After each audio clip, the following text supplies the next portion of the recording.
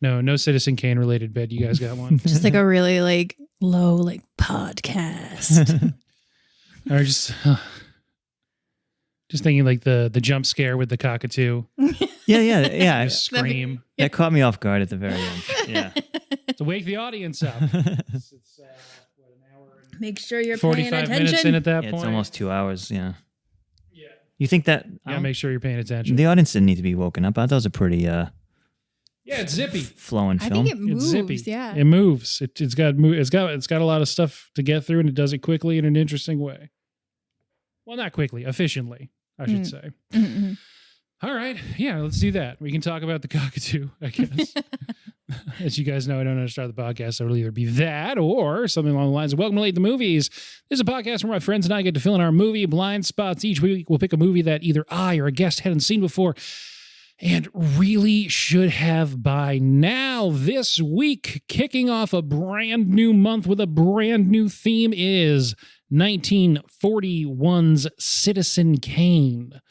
The theme this month is, I don't know if we're going to come up with a spiffier title than just what it is, but in honor of the new decennial, every 10 years, whatever that is, Sight and Sound poll from BFI, just came out at the beginning of December.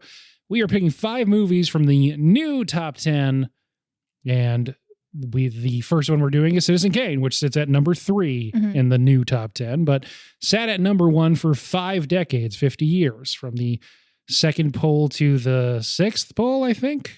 That's how numbers work. Yep. And in 2012, got knocked down to number 2 by Vertigo, and in this year, just a month ago, got knocked down to number 3, now behind Vertigo at 2 and Jean Dielman at number 1. So, whatever, that's what the theme is this month. Left to right across your podcast dial, your guest this week, you got Kay. Hello. And Anthony. Hello. Hello. How are you guys doing? Great. Doing good. Good. So why are we doing this for this month? Well, it's not just a big deal on Twitter and internet circles and among film nerds, but when people say Citizen Kane is the best movie ever made or the greatest movie of all time, this is the poll that they're talking about. This is sort of kind of the canon, or at least is reflected in the current moment that each poll comes out. But typically when people say this is the greatest movie of all time, they're using this as their evidence. But why do the Brits get to decide it? It's not just the Brits. It's actually a worldwide international poll. And the most recent one was critics, exhibitors, film enjoyers and appreciators. I think it was almost 1,700 of them from all around the world voted. They all fill out a top 10, and it shakes out to a top 100, which they post of critics. And then there's a separate, I think this time almost 500 directors responded, and there's a separate directors poll.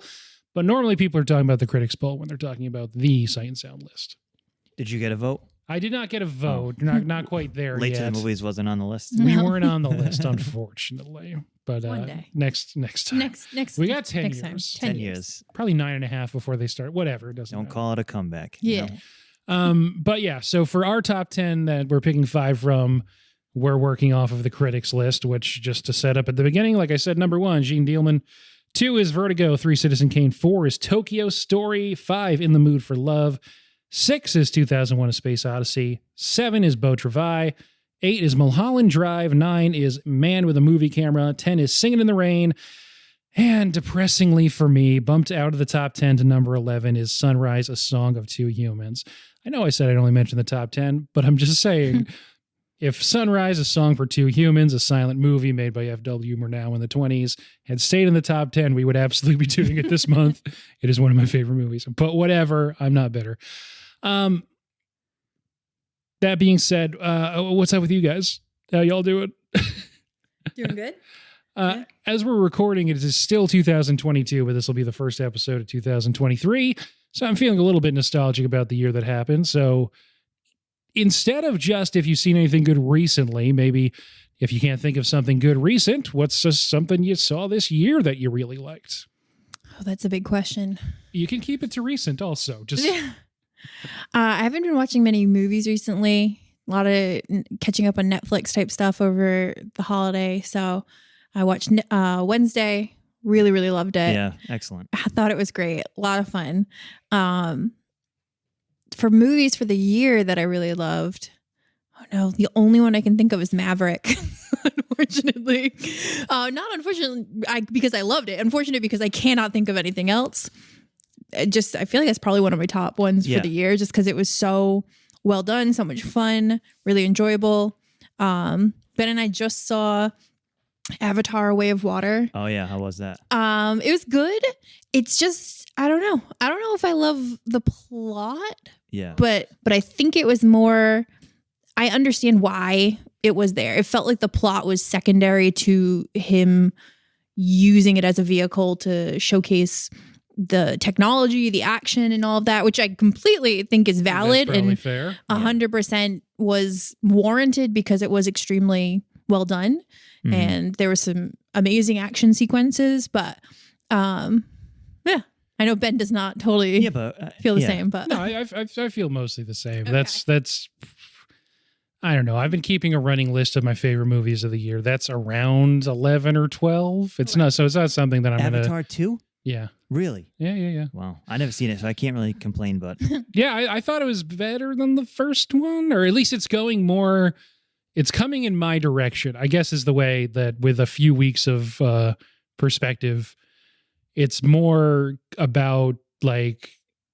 the emotional stuff that's going on, which sounds weird for Avatar with the blue alien cats that are 9 feet tall running around. But it's going in a much weirder direction than the first movie, which I think I appreciate a lot. Yeah, no. Is it dark? No. It's we need some like darkness. It's great. So it's the first hour is basically a retread of the first movie, and you're like, oh, is this not going to be a... Then the second hour, they're just hanging out in the water, and there's not really anything that happens, but I love that. And that is a big section where your mileage will vary, because really nothing major is happening plot-wise, but they're just kind of chilling, and it's like the most visually inventive stuff that's been put to film ever. And then the last hour and change is one huge... action set piece by the guy who is maybe the best action set piece maker alive. It's a straight like Terminator 2 Aliens level action stuff. Oh, nice. Yeah. But you're already 2 hours into the movie before that stuff starts. So that's falling asleep. So again, your mileage will vary. Yeah. Yeah. How about you? No, I agree. I think the BFI left off Top Gun 2 Maverick. That was a big oversight on their part. There's a couple recent movies, but the most recent ones are from 2019. So, if only it had come out when it was supposed to come out in like 2020, right? Then maybe it would have been. Yeah, right. Too funny. You liked Maverick, right? Oh yeah, yeah. And my brother was home from Tennessee for Christmas, so nice. He didn't see it. Him and his girlfriend, so I threw it on.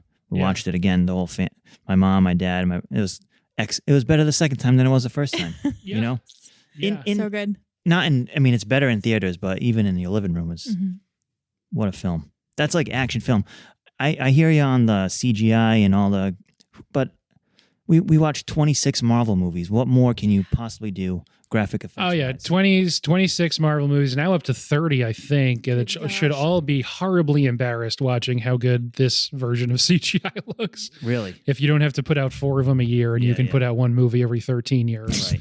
I guess it's bound to look better. Yeah. And I mean, all the underwater sequences, it's... Oh, yeah. I mean, it was a full Wakanda callback to forever. Titanic. Yeah. He likes being in the water. Yeah. Yeah. It's he plays the hits. Yeah. He has I said there's like straight up Terminator 2 and Alien stuff. There is stuff that is just like those set pieces. Right. Not in a bad way. In a way that's like, oh yeah, he's maybe the best guy to ever do this. Yeah, good old Jimmy Cameron. Yeah, exactly. Yeah. I saw the Menu a few weeks ago.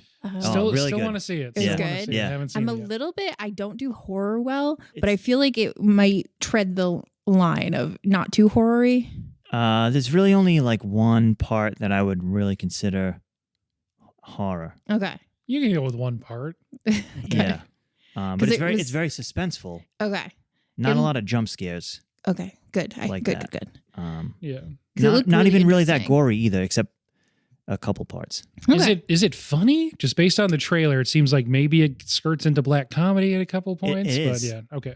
But it's very serious too. It's Adam McKay and Will Ferrell. Yeah. But if you really, I like food, and it sort of really makes fun of like hot foodie cuisine, culture, foodie culture, celebrity chefs. Ralph Fiennes is excellent and amazing. John He's good Leguizamo's in it everything. as like the comic relief. He's very funny. Ah, But just what happens throughout the film is just like a brilliant. I thought it was brilliant. Okay. Brilliant. that's great. Yeah. I really want to see it. I like Andy Taylor-Joy a lot.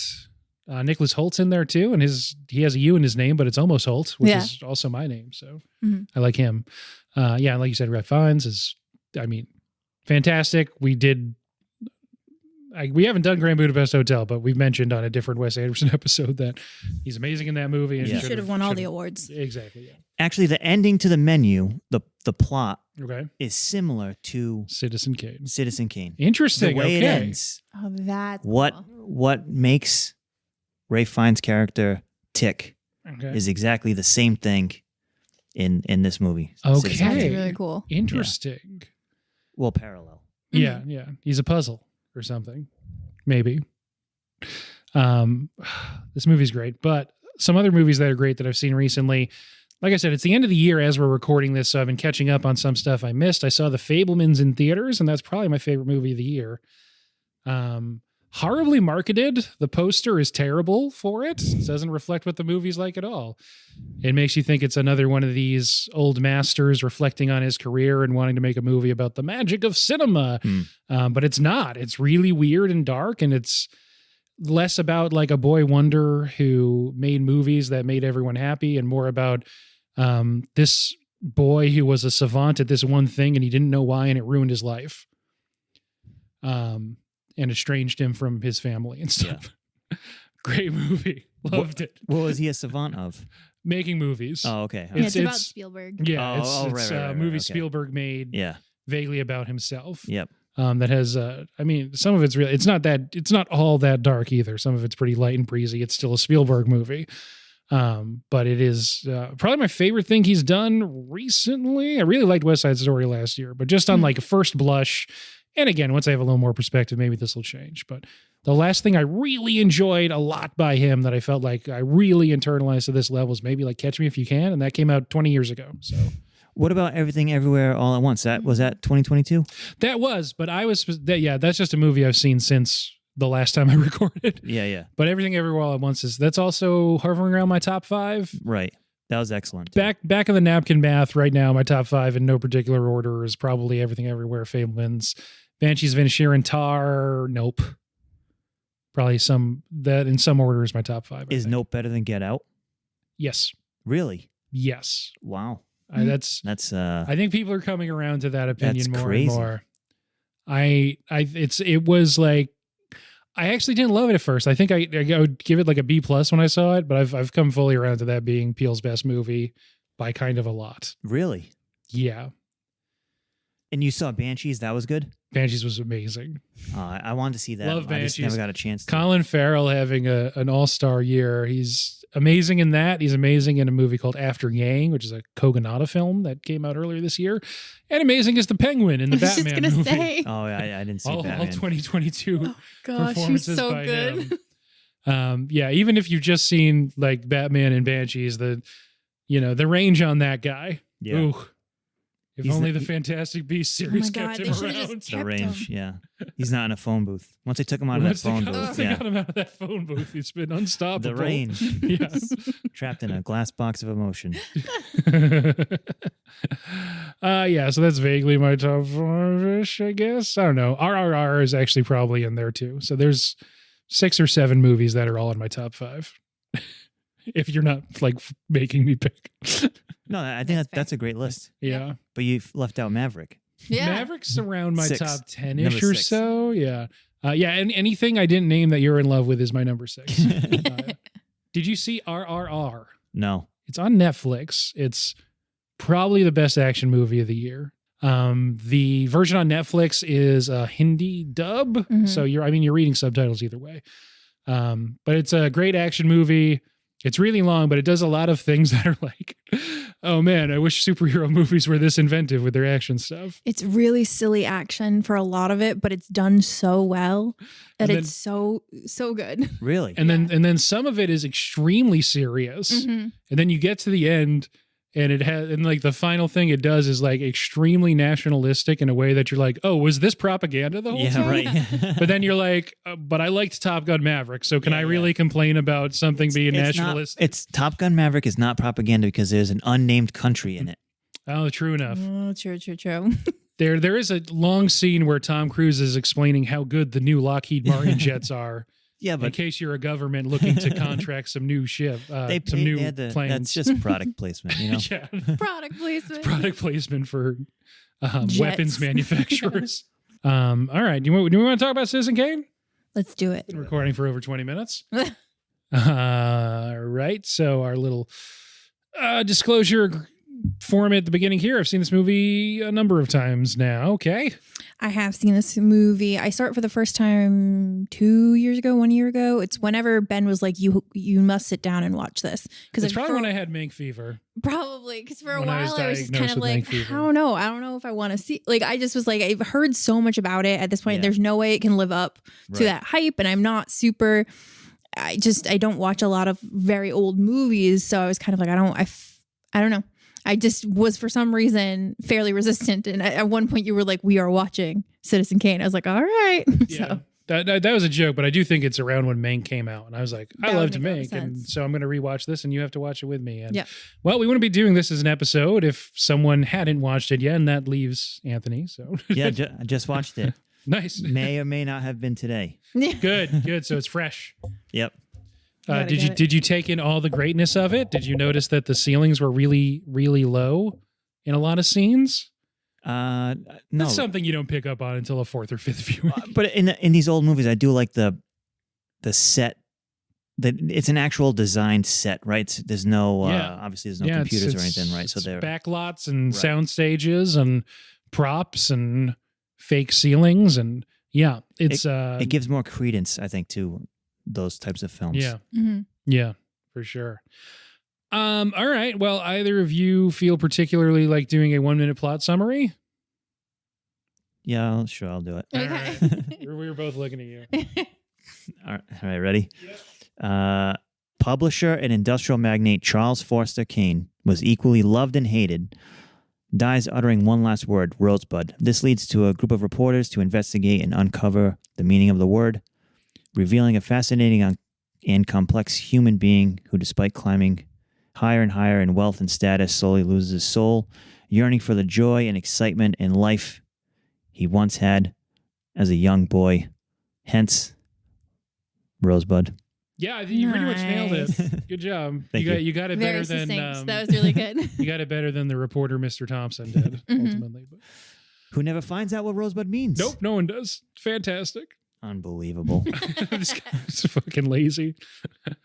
Yeah, cool movie. Anything we want to say about it beyond that, or I really liked it. And I remember when I first watched it, a little bit of a kind of a revelation. I did not expect, I think, to like it as much as I did. I expected it to, I don't know, feel old and feel slow, and it doesn't. No. new? Yep. So this is an 81-year-old movie, and this is by far the oldest movie we've done. But yeah, I don't think it feels modern, right? Like we when we watched this a couple years ago, we were like, oh, this is about Donald Trump. Yeah. Who hilariously says this is one of his favorite movies because I guess he stops watching halfway through. Thinks everything goes great he for this never guy. watched it. Yeah. Yeah, his attention span goes to about 45 minutes in and then he shuts it off maybe. But That's the genius of this film. You can literally put Citizen Trump, Citizen Musk, Citizen Yes. Bezos, And people Citizen have. Murdoch. It's the same. right, yeah. And if you want to It's look all at the today, same. it's Right. it's literally a guy buying the lie machine Right. and finding that it doesn't fill the hole in his soul, right? Yeah. That seems to be playing out with the current world's richest man right before our eyes. Exactly. Anyway, yeah. Orson Welles is 25 when he writes, directs, and stars in this movie. The makeup is fantastic for almost all of it. There's some of like the creasing you get from makeup, but it's not like that distracting. I feel like he looks pretty much non-makeuped at all through his like middle ages in this movie. I don't know if that's by virtue of it's black and white, so you can get away with a lot more. Yeah. things like that, but he looks the age he's supposed to throughout. It does that extremely well. Yeah. Yeah, I and think that's you're right. For a lot of actors, they're all doing different various aged makeups, and it's going back and forth depending on who's telling their story at the time to different time periods. It's structurally a pretty insane movie. So, with the obvious caveat that there's been 81 years of literature and books and literal other movies made about Citizen Kane, we're not going to be able to cover that all in the span of an hour here. And perhaps fairly, we can say we might not have the capacity to exactly match up to almost a century of... need to write a thesis. Yeah, a full century of academia about this film. But I don't want to tackle it from that direction. This is about movies we haven't seen before. Really should have by now. Filling in blind spot. So, Anthony, were you surprised at the setup of this movie? He dies immediately, and then the rest is told in flashbacks because of a reporter asking questions. No. I'm not surprised. My favorite TV show of all time is Columbo. Okay. And Columbo follows the same format. They show you the murder or the crime in the beginning, then it's him figuring out who did it. This is the exact same, not the exact same thing, but parallels that. And my favorite movie of all time is Casablanca. So the way the sets look, the voiceover in the beginning, you don't get that a lot in films today, and the great mid-Atlantic accent that people have. I just love every aspect of it. Yeah, it's pretty next level. So you start with the shots getting closer and closer, and it's the first of many visual tricks they do is that as you get closer, the lit window that you later find out is Kane's bedroom stays in the same place in every frame, even in the reflection, even as it gets closer through the animal pens, through the fences, up to his window. There's an insane dissolve transition editing effect where it goes from outside the window, goes dark, it lights up again. You're inside the room. He says Rosebud drops a thing, etc. But then you get News on the March, the newsreel that takes up the next 10 minutes. Right. Very funny. This movie comes out in 1941. There's archival footage of Kane with Hitler in it, and also Teddy Roosevelt before that. And this is just some of the trickery that they're doing with this movie. They're making it not exactly on the cheap, but most of that newsreel is archival and stock footage from the RKO library that they mix in with just a couple shots here and there of actual actors that supposedly, maybe it's a story, maybe not, they rubbed on the ground of the editing room floor to make it look like the same poor quality of the other archival footage. That's crazy. Yep. Because really it already is kind of poor quality. Yep. It's like, can you imagine being there? Guys, we got to make this look like it's 1933. How are we going to do that? Let's rub it on the ground. Yeah. Pour some tea on it. I've only been making moving images what year for is it? less 1941. than The future's coming. Come on, guys. Let's go. Yeah. So yeah, there's I think there's one shot in here that's the first of many times they do this where it's a political rally, but then there's just a low angle close up of one guy that's supposedly at the rally, but that's the only thing they actually shot for this movie. The political rally was just stock images, basically just like a Getty Images montage to start the movie. And then you're at it. There's the reporters. It's Mr. Thompson. You mostly see his back the whole movie, and that's what we have. Right. So I guess just from a standpoint of you not having seen this before, did anything particularly stand out as surprising or like, oh, that's not how I expected this to be? Or were you, I know you said you didn't do, copious amounts of research before going into it. Yeah. So. Well, I just thought you just hear so much about Citizen Kane growing up and whatnot. It reminded me of The Aviator a little bit. That same sort of character, I guess. Yeah. Why not? You guys probably trying to relive the same type of life. I think it's just a great movie about it's sort of reminds me of the more things change, the more they really stay the same, right? It's classic There's tale. always guys like this. Yeah. It was, exactly what you were saying, though. I had that very feeling of, oh, this is anyone in the news. You could find this guy now. So it's so weird that it's 80 years old and it's still the same and it's repeating itself again and again and again throughout history. But also and I mentioned this to Ben, it's one thing that when we were watching it, I kept being like, oh, it's like this movie. It's like this movie. And I'm like, they probably got it from this. Exactly. So, right. yeah. Exactly. Yeah, the most I've ever had that I probably have mentioned it on the podcast before, so I'll go quick just in case. But in school in film history class, because I went to a fake college, that shouldn't be accredited for any kind of real purpose or job. Rude. Sorry. Summer camp with more singing. That was your major. Anyway, we watched Double Indemnity, which you watch as a 19-year-old, and you're like, this is stupid. This is so cliched. And then you think about it a little bit, and you're like, oh, this isn't cliched. This is the first time anyone did this. And anytime there's like, a cartoon, even as a kid, that you saw parodying noir, they're not parodying noir. They're just directly lifting lines from Double Indemnity. So you watch it now, and you have to put yourself in the mindset of no one had done that before. That wasn't a cliche. Right. That wasn't a catchphrase. This is the first time anyone's ever done that. And same thing with Citizen Kane. It comes up a lot. It's also a huge critique on what the news is becoming. Yeah. You're thinking 81 years ago, Mm-hmm. and he's getting into an argument. And he's like, he literally says that they want to report the gossip of housewives, and his publisher is saying, no, we're here to do the news. And he's like, no, that sucks. I want to hear what Mrs. Smith is saying about her next door neighbor. Yeah, and making it up if you need to, and doing the yellow journalism thing. Right, And exactly. it's especially, I don't know if it's just, it would probably be naive to be like, and especially today, I feel like with this, it's just probably a thing that people are always thinking about throughout the course of, American history, is the way news and information is disseminated and who has control of it. Mm-hmm. And that's obviously, control is a major thing for Orson Welles himself and for Kane in this movie. Right.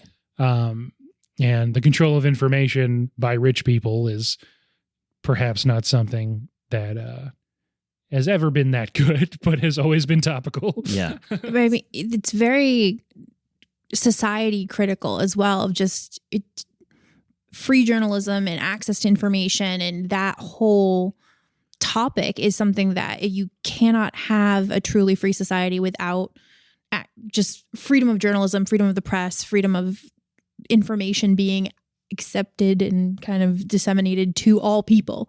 And without that, you would assume at this time they're speaking directly to kind of leading to fascism and leading to Right, exactly. what they're seeing as a cause of World War II and coming out of. It's only been 20 years since World War I. And so all of that, and it's just really, really well done. Yeah. Yeah, no, it is. And they have, as I guess a 25-year-old, but not just Orson Welles, but obviously also Herman Mankiewicz is the co-author of this. And I don't know if we're going to talk about Pauline Kael, but almost 100 years of controversy over the true authorship of this movie. But in any case, not a super positive portrayal of the way any of power works in American society. Which newspaper magnate was it that was he'd been friends with Mank, and he thought this was about him, and so he really put a wrench in their whole release plan? Was it Hughes? No. Yes? Hearst. Hearst. One of those H's. Yeah. William Randolph Hearst. Yeah. Mm-hmm. Yeah. He was, the original name of the movie is The American. Hearst owned a bunch of papers that were called The Blank American, city name American. And he'd literally, it was the same backstory of he had been kind of taken from his family, sent to boarding school, all of that. So he thought it was about him, was very upset about it, and delayed the release. Welles and Mankiewicz at the time said it's about a bunch of people, but obviously the perhaps sticking point was that Rosebud was a particularly intimate nickname that Hearst had for Marion Davies, an actor who was essentially the Susan Alexander IRL. A comparison that always seemed a bit unfair because Marion Davies was actually quite talented. But anyway, yes, she was in her 40s. Well, Hearst was dating her when he was in his 70s. So that's, the one-to-one that they were doing there. Yeah. And in the scene of, in the beginning when he says, are we going to go to war with Spain? That's a direct slap at him, I feel like. Muckraking and Spanish-American War. Yeah, the instigating of major things. And I just feel like we mentioned the structure already in the News on the March thing, which the voice there is William Allen, who's the actor that plays Thompson, who's sort of like the meek journalist that is mostly asking questions. These are all radio guys that Wells brings with him from the Mercury Theater, and they all have great voices. Yeah, they can all do crazy voice work. Anyway, that being said, so I feel like that does a great job setting up. You're going to have a lot of different overlapping storylines, some things that you see twice from a different perspective, depending on who's telling the story. And I guess maybe that could get easy to be lost in, but the beginning of the movie is telling you this is what happened to this guy. This is when he lived, what he did, and how he died. And so you're always sort of anchored because of that at the beginning, which is just pretty cool. Well, it's also a little bit about Wells himself. He had multiple affairs, Rita Hayworth, and he lived with his mistress for 20 years. No one, you know what I mean? So he was only 25 when he made this movie, though, right? So that was still to come. He predicted his own future. Yeah. He did predict his own future. I think he died at the same age as prophecy. Kane. Just about. He did? Just about, yeah. Because he died at 70, I think. And right. Kane was in his 70s, right? And, I know they give the actual years in the movie, but anyway. This is the issue with movies like this, is there's a million different angles you can kind of attack from. I mentioned the Mercury Theater. So Orson Welles is this wonderkind, the boy wonder, the prodigy, who comes up from kind of weird upbringing. By the time he's in his early 20s, he's started the Mercury Theater with this guy, John Houseman, and they do the War of the Worlds broadcast, which is a really famous radio adaptation of War of the Worlds that is claiming that Martians have touched down in New Jersey and are attacking, that some people purportedly believed was real. If only. Who needs New Jersey? Yeah. So speaking Garden of State, you mentioned like hucksterism before, and some great notoriety building activities for a guy in his early 20s, based, I guess, on the strength of that and his theater stuff and his radio stuff. He, from RKO, gets a pretty unheard of deal that guys like maybe Charlie Chaplin had before him, where he has complete control over all of this movie as a 25-year-old and uses it to do things that should be impossible with a couple other people, not just him. Not to get too into auteur theory, so let's acknowledge that other people worked on this movie too. Greg Toland is the director of photography and also gets a ton of credit for how the movie looks, but they basically break every rule, and the line on that is as often repeated because Orson Welles hadn't made a movie before, so he didn't know what was supposed to be impossible. So they just did a bunch of things that should have been impossible and broke a lot of rules, and through doing that made a lot of new rules about how movies are made and how they look. Anyway, because of Hearst, because of a lot of other things, it doesn't do that well. It's not thought that highly of until the 50s, really. And basically, he never gets that amount of control ever for the rest of his life on anything that he works on, is the sort of the long and short of it. Yeah. But I read it became popular after, in post-war France. Yeah. Then it came back to the States. Yeah. Pretty much, yeah. Right. Yeah. So this is, made in 1941. Takes probably a decade. But it's also ironic you make a movie sort of critiquing the way America is headed and skewing the media. And it's a guy from the media who says, well, we're not going to play this film. So get lost, buddy. Yeah, and you think about, people acting like cancel culture is a new woke thing that's happening now. Yeah. And people were actually getting blacklisted in the 40s and 50s in Hollywood. Right. Unable to act anymore because of that. The actress who plays Susan Alexander, Dorothy Comingore, if you think like cancel culture is a new or even real thing today, you should, Google Dorothy Comingore, who plays Susan Alexander, who refused to answer questions before HUAC and was blacklisted from Hollywood. And the police kept trying to arrest her for prostitution just as she was like walking around the streets. Yeah. Not actually being a prostitute, but just cause. And she never acted again. So, This is the last movie she's ever been in? No. So she makes a few more movies, but by the early 50s, her career's over. Oh, a lot of it is because of William Randolph Hearst was mad at everyone who was involved in this movie. Yeah. Especially Mank. Especially Mank. Mm-hmm. Yes, whose brother is a really important figure in Hollywood, and Mank, co-wrote this movie, which is important, but it isn't as until David Fincher made that movie about him. There's barely any Mank jokes we could have made. Yeah, right. Yeah. All right, this will be cohesive eventually. I know it's hard to know what or how to talk about it because I feel like the structure works when you're watching it, but it's so hard to talk about it in a linear fashion because the movie itself is not. It is kind of all in flashback talking about things and it makes sense when you're watching it. I never felt confused about where we were or what was happening, which is a feat in itself.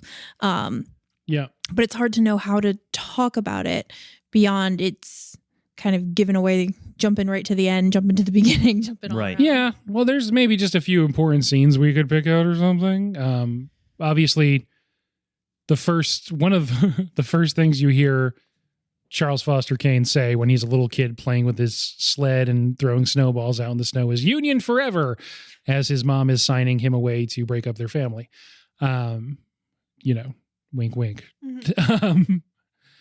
Anyway, that scene's incredible. There's a bunch of camera stuff that's happening, and you forget that this movie is so old because the camera is moving through the scene and then settling down on top of furniture that it should have just moved through. And you're like, wait, there isn't Steadicams yet? We talk about how revolutionary the use of Steadicams are in The Shining, almost a year ago. That movie came out in 1980. And this is, if the camera's moving, it's on tracks. Right. That they have to hide or move the camera in such a way that you can't see it. There's the long focuses. Anyway, that scene's incredible. And the pretty good child acting, but I guess, I don't know. I like that he attacks Thatcher. No, it's good. And this is the first time that they're using a camera that doesn't have like a blurred background, right? This was the very first time. They're sort of. Yeah. So it's long focus, universal focus. It's been called. I am no camera technology. You're not a grip. Aficionado. Yes, correct. I'm not the best boy. I'm not a grip. Never mind a key grip. And anyway, Greg Toland is experimenting with tons of stuff. They're putting different like solvents on the lens. They're using different lenses. Cameras now pretty much work the same in this regard, but even more so back then. If something isn't super well lit, it doesn't get picked up by the camera. So they're playing around a lot with lighting, a lot with camera lenses, the length, the focus, and it blew people's minds. So when we talk about the technology, and so we don't spend all the time talking about it, a kind of simple way that I hadn't even thought about before. This time I watched it and was listening to the Roger Ebert commentary on the disc with it. It's not just the focus that freaked people out or the low angles or just like all this, the long takes, that it wasn't just dialogue and close-ups. And that's how all other movies basically looked at the time. It's the fact that you didn't see ceilings before. People had never seen ceilings in a movie before. And that kind of blew their minds. So you're coming from even just that simple thing that watching today as someone who was born 50 years after the movie came out, never even considered that would be something that would be weird for a viewer. Mm-hmm. So yeah, how'd they do that? The ceilings are all fabric and the lighting and the microphones are on the other side of the ceilings because all the microphones, That's really cool. all the microphones are booms. Right. So you can't see ceilings because they can't make ceilings in their sets.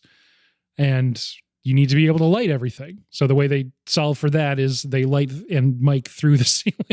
That's really cool. The set itself is just really well done. Because there's multiple times where the size of something or the perspective probably takes me by surprise. There's that part where he's talking and then he walks to the window in the background and the window ends up being huge and like right above him. Right. And it's all just kind of playing with your expectations of what's going to happen. So it makes the entire film seem like it's all told through an unreliable narrator. Like it's all told through either journalism or pieces or his own kind of autobiography pieces. And always messing with you. It's always messing with you the entire time, which is such a cool idea. Yes. And that scene in particular is pretty famous because it's as he's signing away his empire to Thatcher and the banks. Mm-hmm. He's moving to the background, and you're like, oh, the windowsill is more than 6 feet off the ground, it turns out. And he looks so tiny in the background. Yeah, when Susan Alexander's in her nightclub, Yeah. but it's the set, and then the camera zooms in over the top. That's then it goes So right good. into the room. You can notice a seam in the sign because as the camera moves to the sign pulls apart so the camera can move through it. Ah, I'm gonna rewatch it. That's how they do. Yeah, there's so many things that Yeah. you can, Yeah, because you mentioned it was the same thing with the table, right? When they're like in the cabin at the yes, beginning. when they're at Mrs. Kane's boarding school and they move from the window, the adults move to the table and sit down at it, and then the camera sits down and you're like, how did it just go through that table? Right as the table comes into the frame from below, you can see the hat, Mr. Thatcher's top hat is sort of shaking on it because the two pieces of it just moved. Yeah, together. right. Yeah. That scene in particular, the camera's moving all over that room, and then it looks back and you realize there's a bunch of furniture in the way is where it just came from. And it's just because it's deceptively light furniture and things that are in pieces that someone is behind the camera pushing around as it goes by. It's, just old in-camera tricks that look awesome. But then before we were talking about Avatar, one guy does this sitting in a studio. Yeah, it still has to be good, though. No, I know, but I mean, I don't know. It's just, I don't know. It still has to have some kind of like soul and humanity to it for it to me, be this good. is like, I'm going to sound like a complete idiot, but Yeah, this that's is what we're like, here this is for. filmmaking to Mhm. me. Not, I would agree. I understand that the CGI stuff is very difficult. I could never do it in a million years, but to me, doing this manually Yeah. is much more difficult than doing this on a computer. Yeah. Yeah. I think. I would agree with you. And it takes a lot, it takes a lot of time to render CGI, sure. But just the actual time and the conception of it and the inventiveness of what's happening here Right. is, Toland and I almost said Kane and Wells are sort of, making things up as they go along, not just improving on stuff that already exists. Right. Mhm. To James Cameron's credit, he is inventing new cameras and new ways to film Sure. underwater and Mhm. stuff. But as long as we're talking about the technical stuff, let's just talk about the technical stuff. One of the other really cool things that I had in mind and then forgot when I started introducing this bit here. Let's see if I can remember it. There's an oft-reported, I don't know, I wasn't there. Maybe he said this, maybe he didn't, but the RKO executives are showing Orson Welles around the RKO studio and backlot, and they're showing him all the special effects machines and optical printers and all the different things he can do. And he remarked that it is the finest train set a boy could ever have. And he used every part of it, and every way that you can possibly project light onto film, he uses in this. There's even the scene where he's literally like doing the shadow play thing with his hands. Yeah, right. Yep. There's a couple different scenes that aren't just like the universal focus from everything from the foreground to the far background is in focus. There's also a lot of times where they're compositing images with the optical printer. Basically, they were doing that with part of the frame is completely in the dark in one shot, where they get like the right side, and then they do the opposite thing. Part of the frame on the left side is completely in the dark, and then they use the optical printer to put those together. So that's a bunch of times where there is matte drawings. The most famous scene of that is the Kane rally with the big Kane poster. Yeah. Mhm. After the opera, where they are in the Chicago Enquirer office, where Leland starts in the background and walks up to Kane while he's at the typewriter typing the bad notice. The bad review. Yep. Yeah, those are actually two different shots that they composite with the optical printer.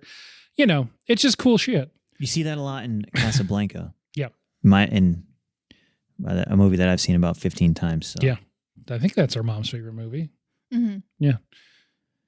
We also like it. It wasn't Yeah. just like, No, There was- no. sounded like a brush off. And also too, in the beginning when the room is completely dark except for the light coming through the windows, and God, you just see the cigarette smoke with wafting through the air journalists with the watching journalists. Yeah. newsreel. Yep. Yes. And so that shot in particular, and again, this is just going to be a grab bag of fun facts for part of this episode at least.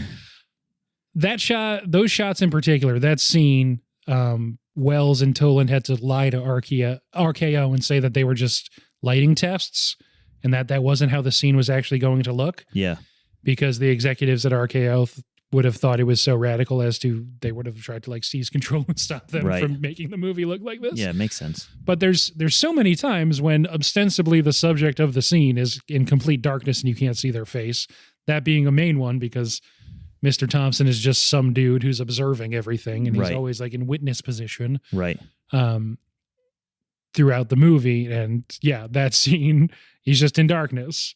There's a lot of times when the other characters are in darkness. Kane, in particular, you can't see his face when he's writing his declaration of principles. Right. Stuff like that they play with light in a really interesting way that doesn't really happen in movies, besides a few that, we get to talk about for Oscar season every year. Every movie that we've seen today is just a somewhat of a ripoff of this movie. Every character, if you watch from Yellowstone, like every idiotic or main character with a giant ego is just Orson Welles and Citizen Kane. Yeah, it's hard to avoid the comparison. Yeah. Not just in media, but just like people who exist in the world, as we already talked about. Right. You get tagged with that with the Citizen Kane. Yeah. The headline Citizen, Trump, Musk, whatever. He created this archetype of this is what the character is like. And every character that's tried to do something similar, I feel like pulls at least some piece of their characterization from this. And they have to. It is the archetype. It is what it is. It's the best way I think it's portrayed because it feels heightened, absolutely, but also real. This is someone that we've all seen in the news. It's someone that we understand what their motivations are and why it's all happening. And it does explain as it keeps going why this person's like this.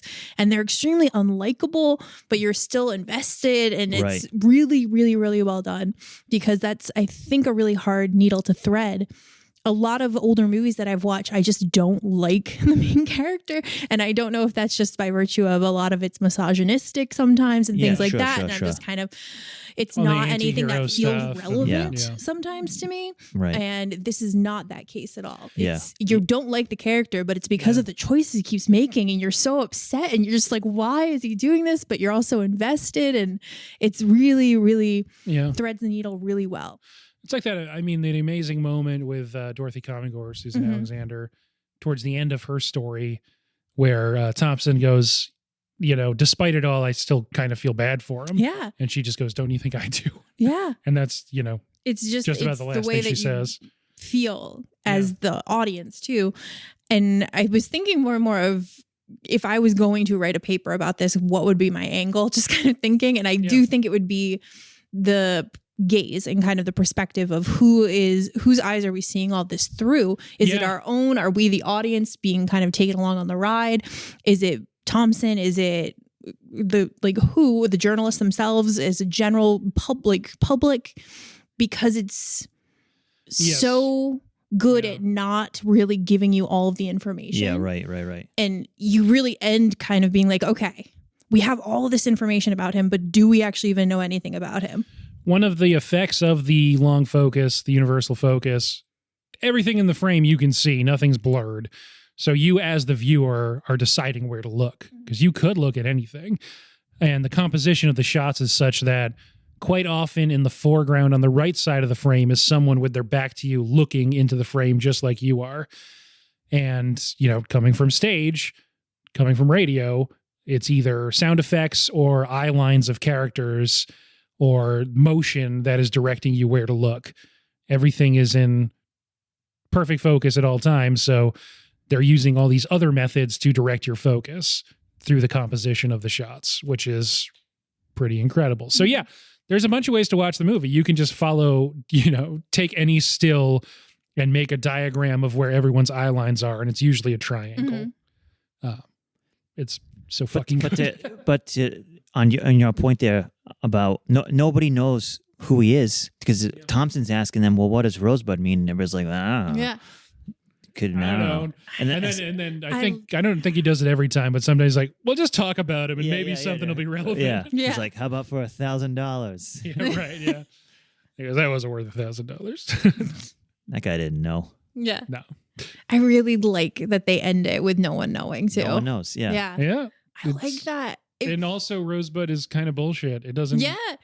It's Kane may have thought it meant a lot, but does it really? Yeah. And I'm like, you can apply so much meaning to it if you want to, Yeah. but does it mean any of that? We don't know. It's part of, we don't know. Yeah. He sees it as his lost childhood that has affected everything else, but he's still been the guy who's made all these decisions throughout his life. Yeah. Right. He keeps making terrible decisions. Yeah. And maybe if he hadn't been pulled away from his mom, and that's what he blames for everything else he's done throughout his life. How very Freudian of him. Yes. How very Freudian.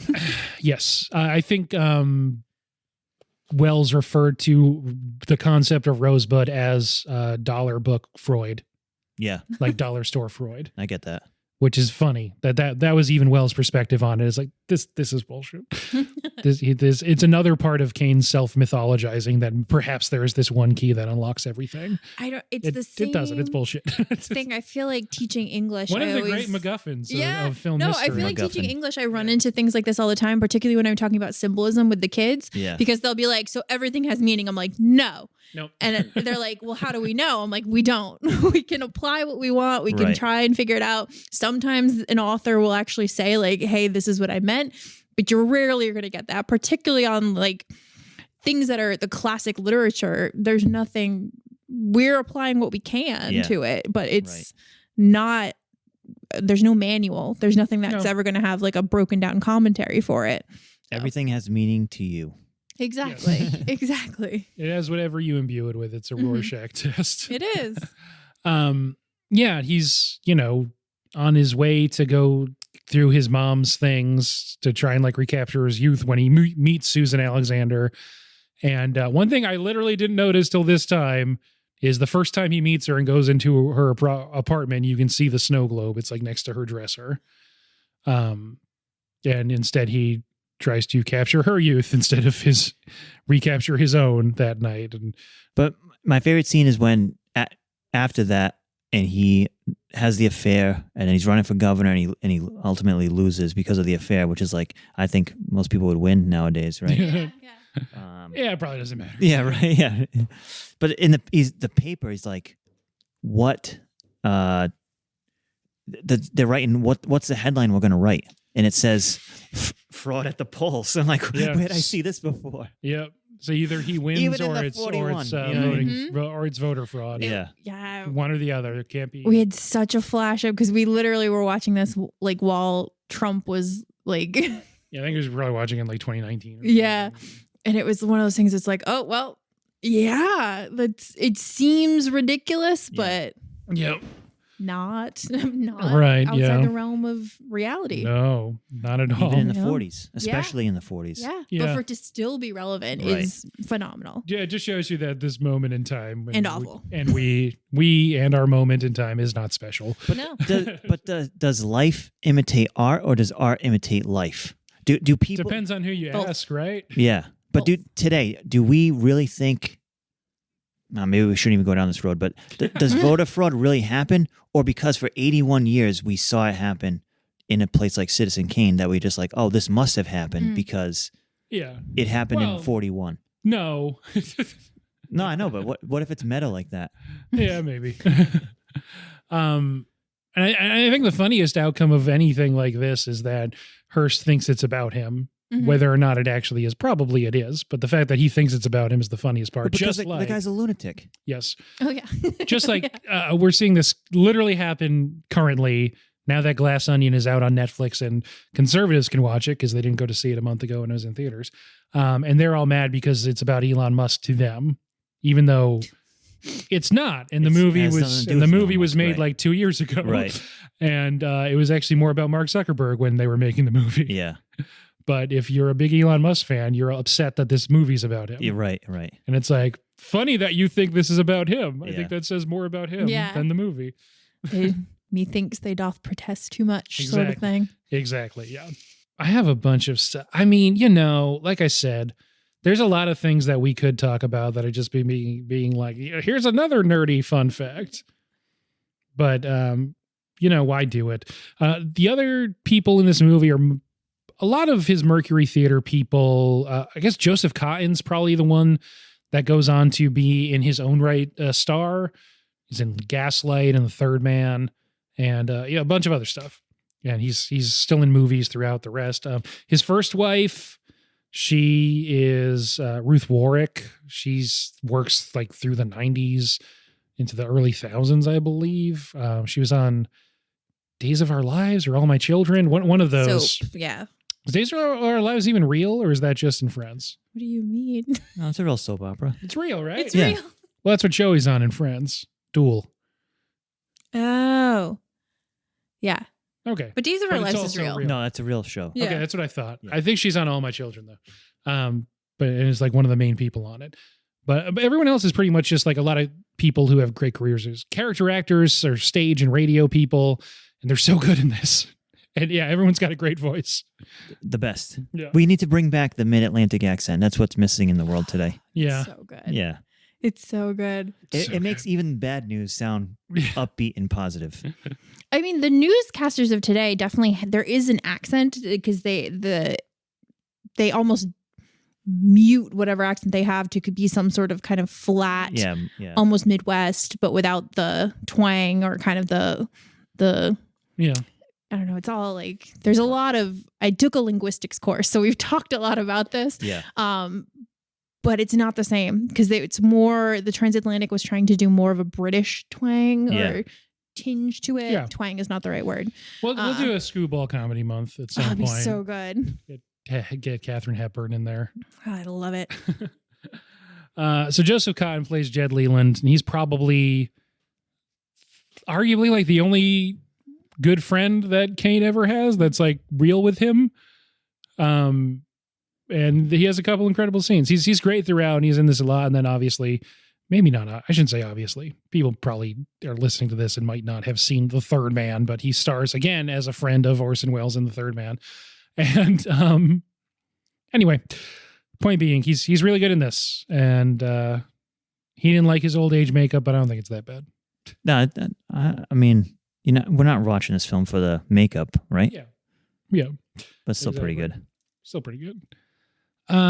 Some of the scenes in this are incredible. I mentioned the first wife, played by Ruth Warwick. The scene at the breakfast table is one of like the famous montages in movies where you go through several seemingly years of marriage. Right. And you open with the two shot and you see them they're sitting next to each other, and then it's just close ups as they're becoming colder and colder, and then eventually not speaking. And eventually she's reading the competitor's newspaper and he's still reading the Inquirer, and the camera pulls back and reveals they're sitting very far apart now. And that's it. That's basically all their marriage gets. But she says something like, well, what are people going to think, or what are they going to read? And he says, well, they'll think what I tell them to think. Yeah. Yeah. I'll think what I tell them. Yeah. And then so you get like a sense that she's been a big part of his life, and it's really just that scene and then after the rally in the apartment. Yeah, it kind of moves That's through kind her of it. pretty quick. Right. Yeah. And you already know from the opening news on the March that she dies 2 years after they get divorced with their son. So sad. Good riddance. She had to die Brutal. for him to fulfill his destiny. As a sad old weirdo in a Yep. castle that never finished being built, Yep. Mhm. surrounded by all the stuff. Cool castle, though. A lot of on purpose hodgepodge of different props from RKO's backlot. And I love in the archival stuff at the beginning that it's just obviously entirely different buildings that they're showing shots of, just building the impression that he's just, stealing different parts of castles from all around the world. Yeah. And it's a pretty, with just some matte paintings and a few pieces of furniture, they really convey the idea that there's just like these cavernous great halls that poor Susan is just doing puzzles in. You really feel bad for Susan. We haven't even talked about the opera stuff. Oh, yeah. I think that was my least favorite part of the movie because It's just so brutal for Susan. Mhm. yeah, it's just really making a point. He's just trying to control every aspect of his life, and he's like, Yeah. well, this woman obviously can't sing, but I'm gonna just tell everybody that she can sing and see if I can convince them all. Yeah. Yeah. I mean, the part where they pan up to the people that are in the, like above the crew that's up in above the stage, and they're just like, woof. Yeah. Like, Yeah, so right. bad. Yeah. I was like, oh god. Impossible. Impossible. Yeah. That, of course, is another special effects heavy shot where that's, I think, 3 or 4 different wipes happen as it's going from the stage up to those people up there. And, you know, a great punchline on it when he just holds his nose. And yeah, the guy who's the tutor. The opera coach. Yeah. Good guy. Solid dude. He's doing his best. He's doing what he can. It's like some people have talent, some people don't, honey. Yeah. You don't. Fortuna Bonanova, I think is that our actor's name. I'm not sure. But then Wells walks in. I mean, Kane walks in. Yeah. He's like, sing it again. Yeah. I knew you'd see it my way. Yeah. Oh, man. Orson Welles is so good in this movie. Everyone's good in this movie. It's a good movie.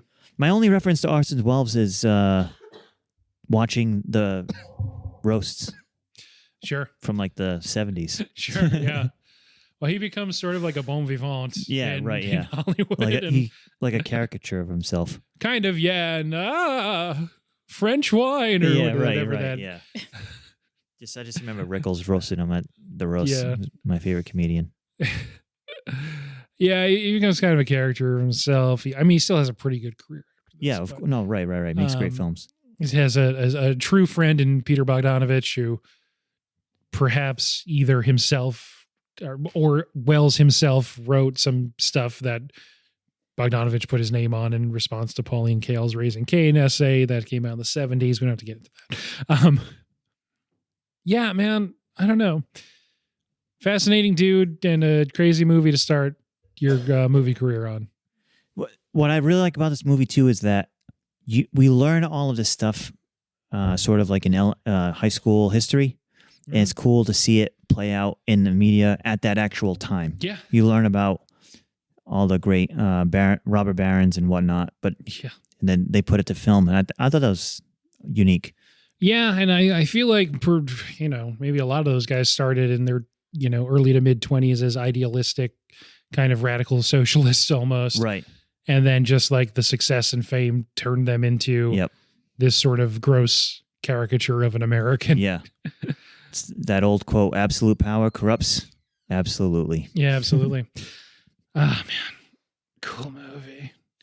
Yeah, it's just a movie you can watch a bunch of times. It's kind of a mystery, sort of like a puzzle movie that you're trying to solve. Yep. And I guess as a viewer, you get to at least find out what Rosebud is. And you sort of understand what it might mean to Kane. Yeah. But I like that the people don't. In the film, the people don't, right? Yeah. Yeah. It was a good way to close the film out, I think. Yeah, just a crazy ending. All the stuff that he's been collecting over the course of the movie, you see just burns it. It's just filling up a warehouse. Yeah. And another way, we talked about sight lines and triangles already, that you can watch this movie is there's certain props that keep coming back. I think some of the statues that he sends early in the movie to the office is some of the statues that you see also at the end in Xanadu. So, you can follow props that way too. So many statues. Way too many. Way too many. Yeah, he didn't need that many statues. Someone should have stopped him. Where did RKO get all that stuff from? A lot of it is just boxes, sort of it's suggesting more things, and then a lot of it is props from other movies. Yeah. Or probably, plaster models or something. But I read that his first 2 films, they told him no.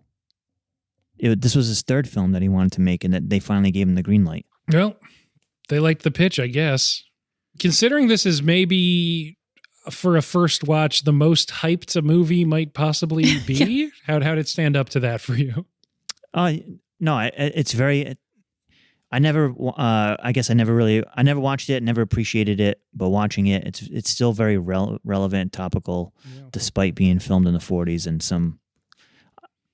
it hasn't gotten canceled, even though there's a little bit of questionable character tropes, I think, about especially people in the press. Maybe you could look at it that way. I don't know. I thought one of the reporters, what's his name? Mr. Bernstein, maybe. Yeah. I don't know if you could do that today, but you know what I mean? I don't know. I think the implication is that Bernstein's a stand-in for Louis B. Mayer. That's sort of the function that he plays to Hearst in Mank, at least. Yeah. So I'm just taking Mank as absolute gospel. Yeah. Yeah, probably. I don't know. It's just that's a good point. Yeah, but the relevancy is kind of crazy because there's certainly movies that have come out since then that don't feel as relevant. That feel for sure, right? Very dated. Yeah. And to your point that you said earlier, that we're not unique. Everybody, even though we like to think that we all are, and living in 2022, 23-ish, but the same stuff was happening 82 years ago. So yeah, the big societal problems are, I feel like, cyclical. Like it's always going to keep coming back up as long as there's societies to do so. So yeah, he's then that depression hit and everyone lost all their money. Yeah. Too bad for them. That pesky depression. Yeah. Pesky depression. Everyone lost everything. Mm-hmm. Great. It was a great depression. And just on that ending bit, it does feel very Ghost of Christmas Future. Yeah. When they're all being like, and what did all that up to? Yeah, right. All his stuff. His bed sheets are still warm or whatever, man. And then he literally, whatever, maybe it's on the nose. Again, Pauline Kael called it a shallow masterpiece, but still a masterpiece. When Thompson's literally holding a jigsaw puzzle that isn't put together. And he's like, maybe he's a puzzle. Right. But do you think that this film can be remade today? Like, is somebody going to remake? It shouldn't be. You can remake Citizen Kane? Why would you? Yeah, no, I don't know. People do a lot of crazy things. People do a lot of crazy things, but you just be doomed to fail. I think. They remade Blade Runner. It's not a... They didn't remake Blade Runner. It's a sequel. Oh, that's right. Yeah. My bad. They could do a sequel to this, but I don't know what it would be about. That's true. Yeah, that would be weird. Don't you ever all his family is dead? But when you watch black and white movies, don't you ever like, what did this look like in color? You ever think that? I think that sometimes. Yeah, they'd have to light it differently. Yeah. They have to treat the film differently. Right. It would look different, I guess. Right, because they released a color version of Casablanca, and Humphrey Bogart's jacket is actually, it's like a canary yellow, and it like really doesn't work at all. No. It's much better in black and white. Yeah. Because why would you be wearing a canary yellow yeah double-breasted suit jacket? No. That's the if you look at like black and white TV shows from pre-color TV, everything isn't, shades of black and white. Everything is sort of like pastels. Right. Because that's what pops in black and white. Yeah. So if you colorized it, or if they knew they were making it for color, the wardrobe would be much different. Walls, everything would be a different color. Yeah. So they'd have to light it differently. Although maybe not so much this movie, because they light the backgrounds a crazy amount in this movie just so you can still see them. Yeah. Which other movies weren't doing at the time. We've talked about so much of the tech stuff. We should mention the editing is also incredible. And the editor went on to win directing and Best Picture Oscars for 2 movies. Maybe you've heard of them. West Side Story and The Sound of Music. And he was just the editor on this. So. Oh, I love The Sound of Music. Yeah. So, quite a pedigree from this movie. Yeah. He'd do that like 20-something years after this movie came out. Well, yeah, because The Sound of Music came out in, 62? Yeah, something like that. Yeah. That sounds right. Robert Wise. Yeah, Robert Wise. Big famous guy. Who was ultimately the president of the Academy, all that stuff. Big Hollywood guy. I don't know. I still have a bunch of other notes, but who cares? What are your other notes? I just love, we talked about the way that it's sort of, I guess, foregrounding, but also not, like the act of witnessing, the fact that so much of the movie is people's perspective on events that have happened. Yeah. And literally often in flashback, that person appears in the right side of the frame facing the rest of the scene, just like you viewing it. And it's just cool. I don't know. Oh, I see what you're saying. Yeah, I get that. Yeah. But I find that the flashbacks, they're a little bitter. They're very bitter. Yeah. Except for Bernstein, who only tells him the good stuff. Right. And then he talks to Leland, and Leland's like, well, while that was happening, here's all the dark shit. Yeah. Yeah. I'm mad. He says something like, he was a snake. No, he says something. He has a one line about him. I forget what it is. Well, Leland's the one that gets at the heart of it. We haven't talked so much about his parts, but the bit after Kane loses, where they're talking in the office, and in that scene, they literally have a hole in the floor that the camera's in that why it's at such a low angle.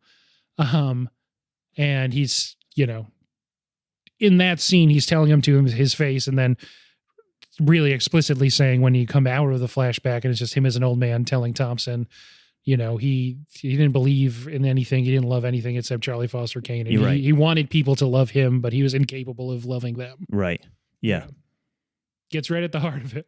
That's more makes- about Kane than Rosebud is. Right. Well, exactly. Well, true. Yeah, right. But I guess you could tie it all together that if you lose your childhood like that, Yeah. maybe you don't learn how to Yeah. do And- stuff like that. Yeah, and if you look at it that way, if Kane's just sort of like an overgrown child who never like developed emotionally, Yeah. it kind of all falls together Right. in a neat bow, you Like can tie a it jigsaw off. puzzle. Like a jigsaw. Oh, well, on that note, is there anything else we want to say about Citizen Kane? I just want you want to get to the ratings. We don't have to. Oh, okay. I mean, if there is anything else you want to say about it, we got time. No, I these are my favorite films. I enjoy black and white films, Mhm. so I mean, I could watch them all day. Yeah, good. That's why it's good to start with you on this one. Yeah. I hadn't realized thank you. it didn't win Best Picture at the Academy Awards. No, because No, they're William getting- Randolph Hearst wouldn't Yeah. let it win Best that yellow Picture. journalism. The only thing they won was Orson Welles, and I guess the others won Best Original Screenplay. The others, Herman Mankiewicz, Mank himself. Sorry. The others. The others. Yes, Yeah, that other guy. the other guy. That What was his is name? Hank. Yeah, Hankowitz. Hank. I think it's nominated for 9 Oscars, Yeah, but it was only nominated wins for many, but Yeah, it only wins screenplay. yeah. Best And- Picture was How Green Was My Valley. I mean, it's a good movie. Yeah, but can you imagine John that today? Ford. Can you imagine the media today being like, you can't this picture can't be Best Picture because we say it can't be Best Picture? That would be insane. Mhm. Well, yeah, they were afraid of repercussions, I guess, in the camera or something. I don't Right. know. And that's how you end up with Coda winning Best Picture, I guess. What? And all other 9 nominees, some newspaper magnate threatened the Academy that if this one, and then Those newspaper like, well, what Yeah, about- that's crazy. what about Coda? And Rupert Murdoch was like, Coda's fine. Coda can win. Anyway. Anywho's. Yeah, that would be crazy. But Mhm. whatever, awards don't matter. But Yeah, I know. Just they probably matter to Orson Welles. But A guy I like think that. maybe that's the one. Well, that's why it's not a complete apples to apples comparison for today. Is that William Randolph Hearst, despite people like Murdoch and Ted Turner and how much power they have today, it's not equivalent to the same amount of power that maybe William Randolph Hearst had at that time. New. no. We're much better at sort of different opinions and checks and balances. Yeah. Mm. Yeah. At least we should be. Supposedly. Yeah, we should. Yeah.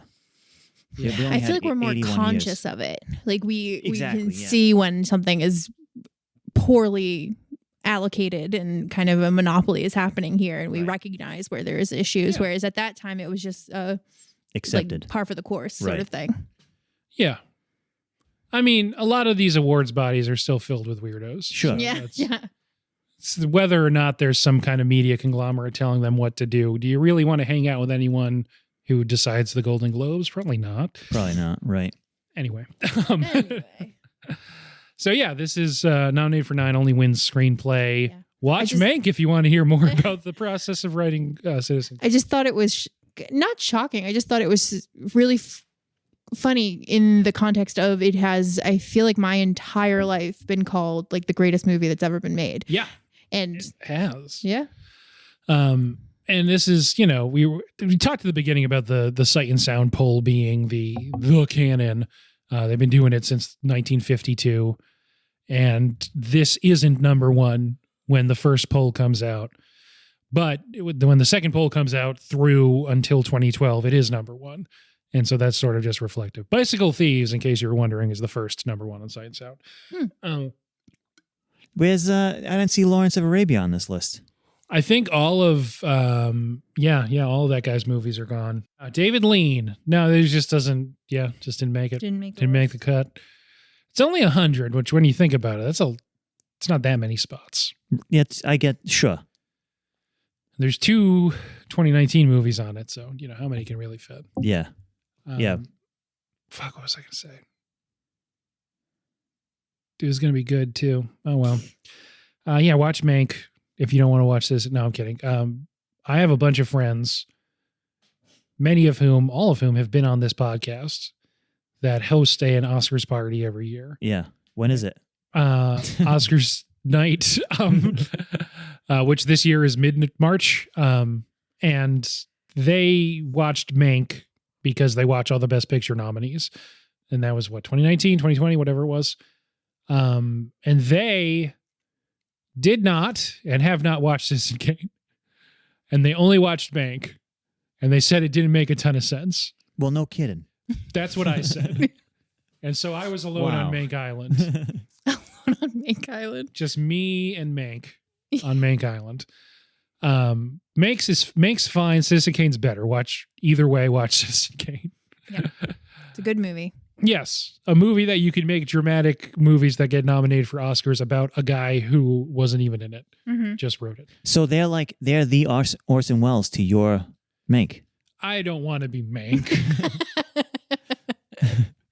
Well, yeah, they're saying this doesn't make any sense. That's what Orson Welles said to Mank. That's why he rewrote the thing 400 times and gave him like that. 300 notes of direction. So just on the authorship, real quick, we've mentioned, I think it's funny how many times I've said we're not going to talk about Pauline Kael, but in 1971, she wrote Raising Cain, an book-length essay which contained a tremendous amount of factual errors and lazy reporting about the writing of Citizen Kane, in which she pretty much gave all 100% of credit to Mankiewicz and said Orson Welles didn't contribute at all. Despite not actually doing that much fact checking or interviewing other people, she just sort of went with someone else's research that had already been done, and somewhat ironically for the subject that she was writing about, did not credit the other person's research, and didn't actually interview, Orson Welles, who was still alive at the time, Orson Welles' secretary, Peter Bogdanovich, other people involved. And despite all these other stuff that is evidence to Orson Welles' involvement in the script writing, since then did do lasting and permanent damage to Orson Welles himself and his perception and reputation. Not nice by Pauline Kael. Anyway, so that's why there's been so much controversy over the years about the authorship of Citizen Kane. And it was a collaborative effort. It is. It is a collaborative effort. That Orson Welles took all the credit for. Mm-hmm. He wanted to. He did want just himself as the writer, and I think that was the original contract or something. I haven't watched Mank or read Wikipedia in a while. That he had offered to Mankiewicz was that he writes it and gets paid for it, but it's just going to say Wells on it, but ultimately both of them are on it. Yeah. Mm-hmm. Good. Yeah. But you can see who he really considers his collaborator on the movie is Greg Toland, because on the directed and produced by card, also I forget if it's just photography, cinematography, whatever, Greg Toland, he's also on that card. So Orson Welles doesn't get a card to himself in the credits. He also lists himself last in the credits, which is funny because he had a huge ego. Mm-hmm. And so he was like, so I'm going to put myself last. It's a little joke because everyone knows how much of an ego I have. Those credits are great, by the way. Mm-hmm. No one had done credits like that before. Yeah. Here's this person. Here's a little line from them. Look at him. By the way, the editor, when he gets to the Inquirer the first time, that's the most befuddled a man's ever been. The guy who just gets progressively more sweaty and his hair gets crazier. Yeah. And he's just making like frog mouth. Yeah, right. Like it's a good performance by that guy. Yeah. Academy Award winning. Yeah. I feel like we're running out of steam a little bit here. Yeah. That's okay. We're burning the sled and black smoke is rising from our chimney. Yep. As Adriana from Sopranos said after Carmela's Don't Stop Believing? Oh. After Carmela's film club watched this movie, so it was just his sled, he should have told somebody. The cinematography was nice. Yeah, big famous movie. I mean, it's been parodied and everything by everyone. Yeah. Yep. Carmela starts a film club and they watch this movie because it was #1 on the Sight and Sound list. So the Sight and Sound list is important. The Sopranos think so. Anyway, whatever. On a scale of 0.5 to 5, on any scale of your choosing, keeping in mind that quite a few films have scored very highly on our ratings. I know. I feel like What would you give every film Citizen has scored Kane? high. It's rough. What would you give Citizen no. Kane? Even those dang Marvel movies. On a scale up to 5, considering that Doctor Strange has got like a 4.5 or I know, something. right? No. I take mine out back on that. Yeah. Me too. I give it a 3.5. We're grading on a curve here, and this is a movie that has working against it perhaps the heaviest expectations any film carries with it for a first-time viewer. Yep. So you should go first. I give it 5 Xanadu's out of 5. Oh, no, you I already was going to took use Xanadu's. Xanadu's. Really, pick- William Randolph Dang. first had his own weird castle he called San Simeon. That's the connection. Yeah. Anyway. Oh, no. I was going to use Xanadu's. Oh, well, that's too bad. I mean, there's so many objects in this movie. Snow globes, I guess. Sleds, Sleds. rosebuds. Yeah. Felt like that would be News obvious. Yeah, nose on the Um, march. I'm going to preface this just by saying it does, I think, warrant a 5 out of 5 on the like general. This is a fantastic movie. Everyone should see it because it is based on the basis for so many other things. Yep. If I was just basing it on what do I want to watch, it would Whoa. not be. Yeah. Whoa. But it would be a 4.5.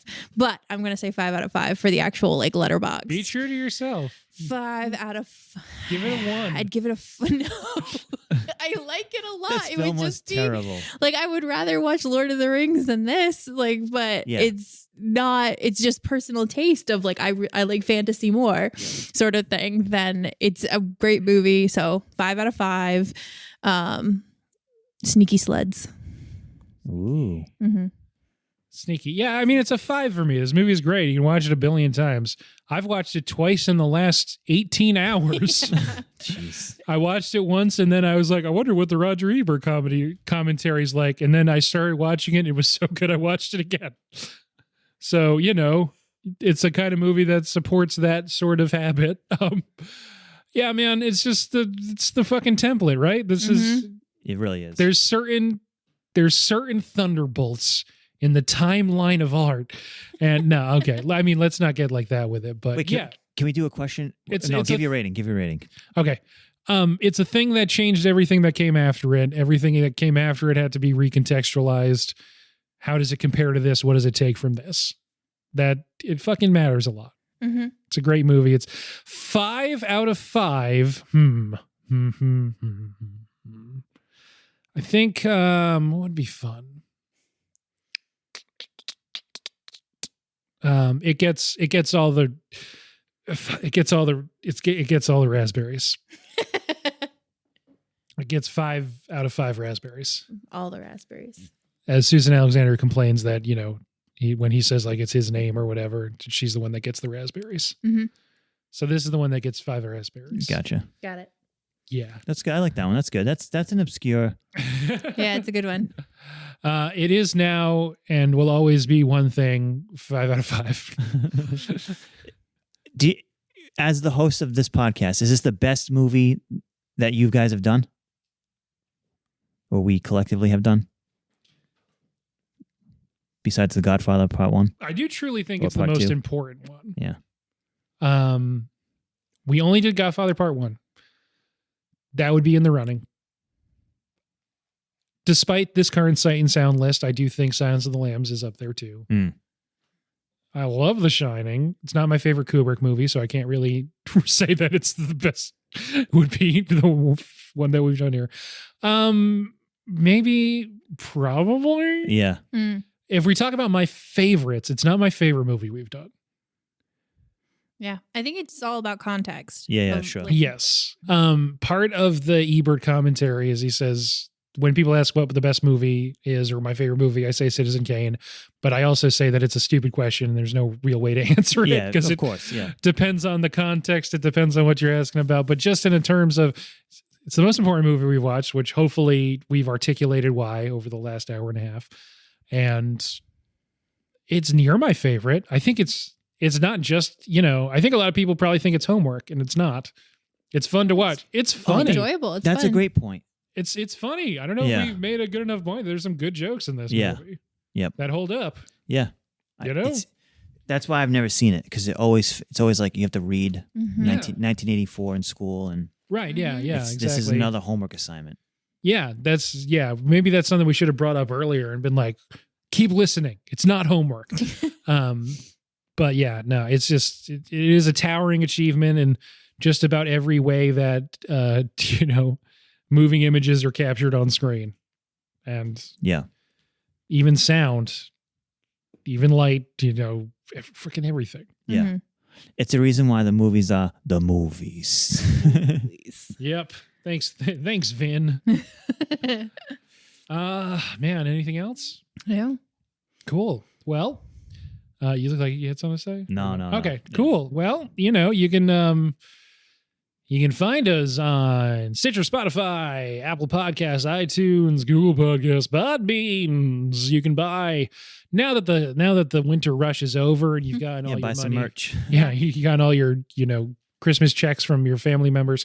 Put all that money onto our TeePublic to buy however many shirts you can afford with Greg's face on them. Mhm. You can there's also ones without Greg's face on them. I always say that. Just mention that one because it's funny. It's also mugs with Greg's face on them. A mug with his mug. Yeah. It remains our best joke we've ever made. You can email Noah at late2themovies@gmail.com. That's the number 2. You can look at all the fun posters that we make at late2themovies_podcast on Instagram. That's also the number 2, not the letters. And that's just about does it, I think. Mhm. You can rate reviews on Apple, whatever. Do what your heart tells you. If you're still listening, our next episode I think it'll timing wise, our next episode is going to be Singing in the Rain. We're also going to do Mulholland Drive and Vertigo this month, and it's a 5 Monday month, so I'm trying to pick a fun 5th option from the top 10. I'm not sure which one it is yet, but those 4 I've mentioned, well, including the one we just finished, that's what's coming up. All right. I'm usually bad at telling people what's up next, so in case you wanted to watch it. Great job. Yeah, you got it. Thanks, guys. Kay and Anthony, thank you for being on. Thanks for you. having us. And that's pretty much it. Woohoo. And we will end, since it's been for about an hour and a half, with another cockatoo screaming. I don't know how to do it. It's just I'll edit. yeah. I'll edit it in, maybe. Do it in post. Do it in post. All right. Thanks, guys. Bye.